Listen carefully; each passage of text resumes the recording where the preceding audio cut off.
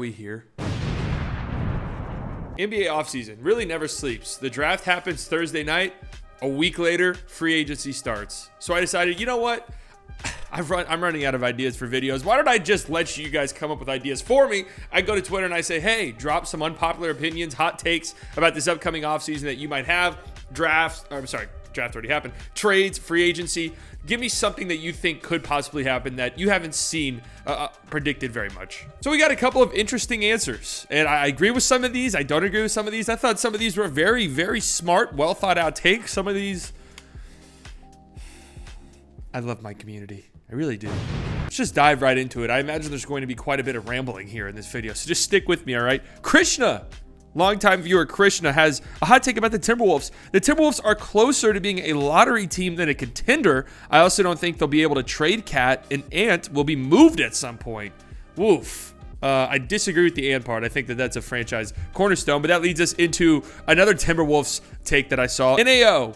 Minnesota will take a leap once they trade Cat, and Edwards will make an all-NBA team. So these are interesting takes, right? I think Minnesota's definitely at a bit of a crossroads this offseason because I don't know if you run it back with the same team you had last year. Yeah, Cat missed most of the season, but what's the ceiling with that team? You know, they were better after they traded away D'Lo and brought in Mike Conley, but again, where are we getting at? You mortgaged your whole entire future pretty much for Rudy Gobert. You have to be more than like a perennial play-in team.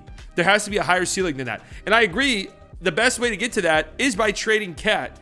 I kind of agree with Krishna that I don't know what they're going to get in return. Like, Cat's going to be one of those weird players. He's the most expensive player in the history of the NBA, according to average annual salary. We've already talked about that before in previous videos. But what team is, like, lining up to get rid of him?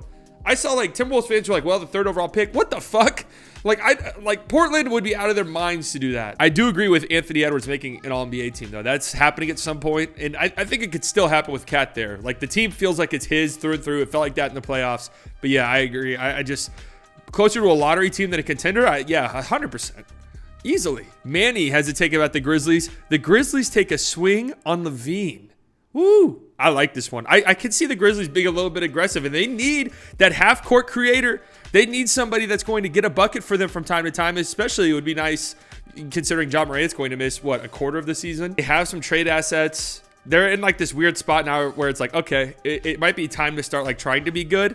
And I think Levine fits what they were trying to do more than OG, like, truth be told. I could see them pulling out a big move this offseason. Spencer has to take about the Suns. Phoenix won't be able to fill their roster with enough quality vet mins to be a true title contender. Yeah, this is 100% true. I talked about this in a video before, man. This whole idea that, yeah, we can just get vet min guys to come here. Like, yeah, everybody will want to come here. That shit never works. It's terrible team building. It's terrible. It's a terrible strategy that's just begging to fail. And even then, right? Like, it somewhat worked for, like, the Heat teams or LeBron teams or the Warriors because those teams were probably going to win. Like, you had a very, very good chance. Top 2, top 3, top 1 even chance to win a ring if you went to that team.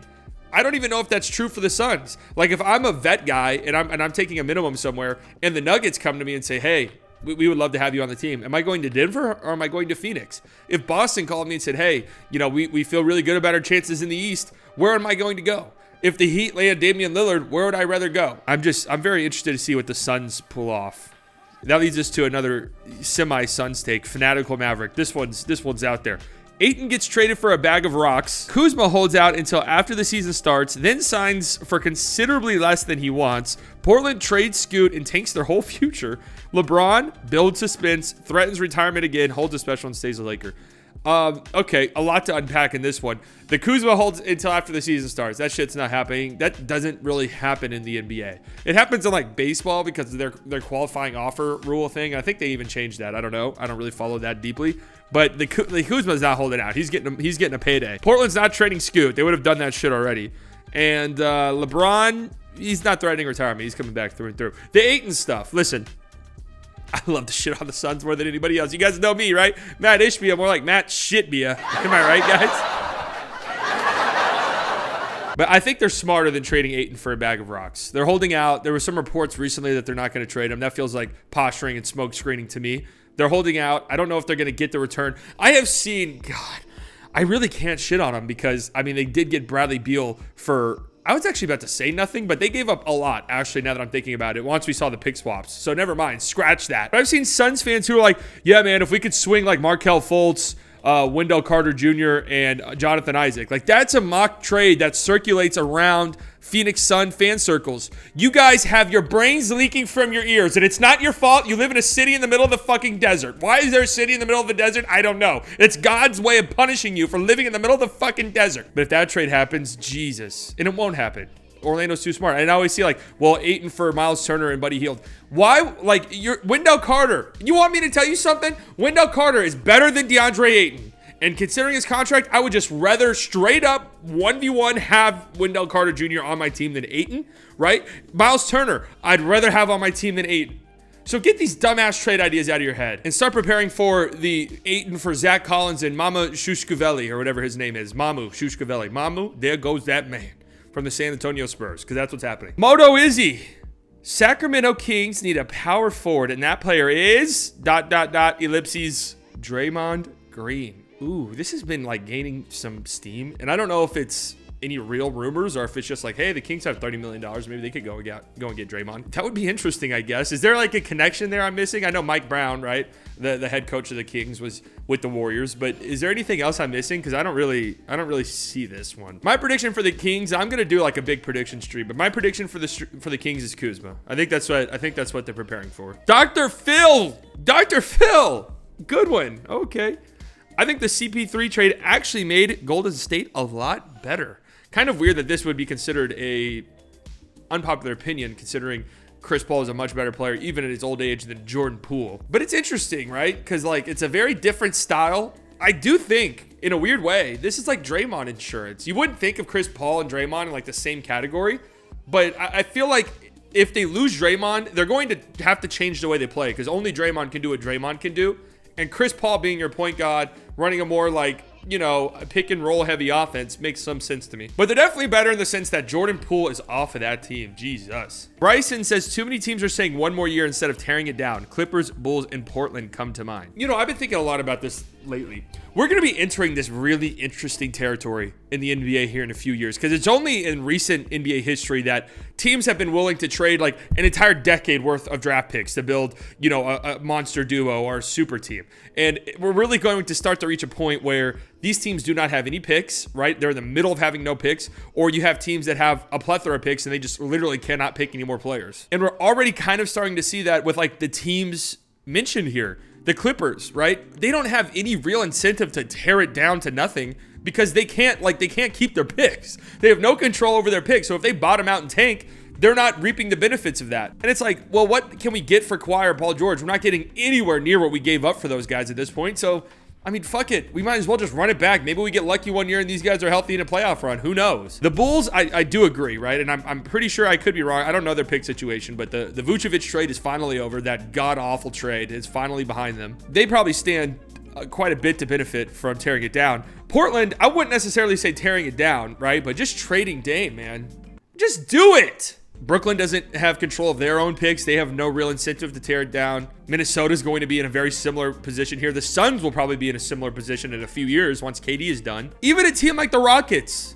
Like, the Rockets owe the Thunder their pick next year. Top 4 protected, but the Pistons showed us you could be the worst team in basketball and still get the 5th overall pick. So even the Rockets don't really have a heavy incentive to tank and be bad. Like, we're going to be reaching a very weird point in the NBA where so many teams have given away their picks that they don't really have an incentive to be bad. Very interested to see how this all plays out. Mark says we're not going to see a lot of star movement. There's going to be a ton of smaller trades so teams can get ready for the new CBA rules. Yeah, I think we've already partially seen some of this. I do think it's interesting, though. The Suns have shown us, and the Celtics have kind of shown us this too. Hey, if we're going to fucking go over the second apron, we might as well just bust through that bitch, right? There's no real reason for us to just be over it a little bit. We might as well just blow by it. So in a weird way, I think this tactic to get rid of super teams might have worked against the Players Association. All right, we've got some Dallas Mavericks stuff here. Austin Hargrave says, this one is beautiful. I agree with this so much. The amount of hate Mavs fans give to Dwight Powell is embarrassing. He hustles. He plays his role with no complaints. Seems like a good guy in real life. It's not his fault he's been the best center on the team for the past 5 years or whatever it's been. It's been 8 years. But yes, I agree with you 100%. It's a big reason why this past season I made it a point to be like, you know what? I'm just not going to shit on Dwight Powell anymore. Why would I? What else is there to be said? Yes, the guy's not great. Is it his fault? No, it's not his fault. There's really nothing wrong with Dwight Powell as a role guy. And I think Mavs fans have this thing. You'll see like them tweet this. They have this thing in their brain where they think Dwight Powell is getting 30 plus minutes a night. That's just not true. It's like a 20-minute-a-night guy. Christian Wood played more than him. In the playoffs, he plays like 10 minutes a game. Like, I don't know. The Dwight Powell shit is it's just always been too much, and it's always been a little bit cringy, right? Especially for a guy who, by all accounts, seems to be really liked in the locker room. And I can't wait to see the replies whenever he comes back, because he's coming back. He's going to be back on the team. It'll probably be for a vet minimum. It's going to be chaos on the app whenever he does. We got quite a bit of Kyrie takes here. No Hop says Kyrie will be signed to a 5-year deal instead of the 3+1 deal that people are saying. Matthew says Kyrie will either sign with the Mavs for less than the max or he'll sign to be traded, manifesting this into existence. Devin says, not sure if this is a take or just a hypothetical, but I have a weird feeling Kyrie might sign with someone else for marketably less than what Dallas could pay him. I don't even know if that's technically possible, but somehow it would be consistent with him being ridiculous. Okay. And T says, it's not the end of the world for the Mavs should Kyrie decide not to sign with Dallas. So a bunch of Kyrie stuff. Obviously, that's going to be one of the bigger stories of free agency. And yeah, I kind of agree. The Mavericks, I think, have the leverage. I don't think any team with cap space is like lining up to go after Kyrie unless the Rockets decide to do so, which I doubt happens. So yeah, you're going to get something in a sign and trade regardless, and it'll open up some cap for you. But I want to keep Kyrie, and they're in the driver's seat. I think they're going to do it. Like the thing about the Brunson thing, right? And Cuban had a quote about this where he said, I'm not handicapping this because I learned my lesson last year. Everybody freaked out. I thought it was kind of a funny quote, to be honest with you. At this time a year ago, the Knicks were doing everything in their power to clear cap space to go and get Jalen Brunson. Like the writing was on the wall. It was very obvious in hindsight, and we were just coping to not see it, right? I don't see that happening really anywhere for Kyrie.